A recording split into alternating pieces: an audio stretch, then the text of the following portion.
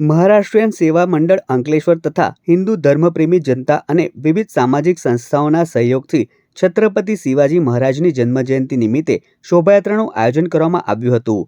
Ankleshwar GIDC વિસ્તારમાં આવેલ અટલજી joggers park ખાતે શિવાજી મહારાજની પ્રતિમાને પુષ્પાંજલિ અર્પણ કરી મહાઆરતી સાથે શોભાયાત્રાનો પ્રારંભ કરાયો હતો. આ પ્રસંગે પ્રદેશ ભાજપની કારોબારી સમિતિના સભ્ય મારુતિસિંહ અટોદરિયા, નોટિફાઈડ એરિયા ભાજપના પ્રમુખ જય તેરૈયા, મહારાષ્ટ્રીયન સેવા મંડળના ટ્રસ્ટીઓ નાથુભાઈ દોરીક તેમજ વ્યવસ્થાપક કમિટીના સભ્યો, સંતો, મહંતો ઉપસ્થિત રહ્યા હતા. શોભાયાત્રા વિવિધ વિસ્તારોમાં ફરી હતી, જેમાં મોટી સંખ્યામાં યુવાનો અને નગરવાસીઓ જોડાયા હતા.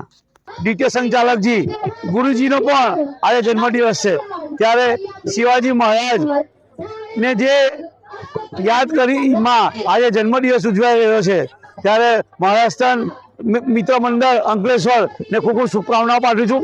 2024માં અહીંયા મહારાજા શિવાજીની મૂર્તિનું અહીંયા સ્થાપન થયું હતું પ્રદેશ અધ્યક્ષ સી આર પાટીલ સાહેબની હાજરીમાં.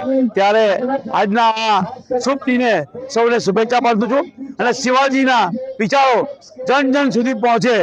શિવાજી જે રીતે હિન્દુત્વની દૂરી ડગાવી હતી તે સતત ને સતત અવિરત ચાલુ રહે તે શુભકામના. छत्रपति शिवाजी महाराज की जय। आज हम सभी सनातनी भाई लड़ाई करते हुए हैं।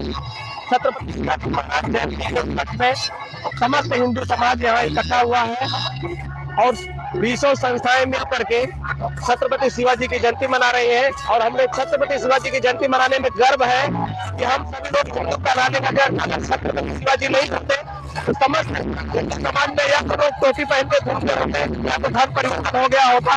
छत्रपति शिवाजी जयंती मनाने ये जरूरी है जागरण के लिए, हिंदू सशक्तिकरण के लिए, हिंदू के लिए.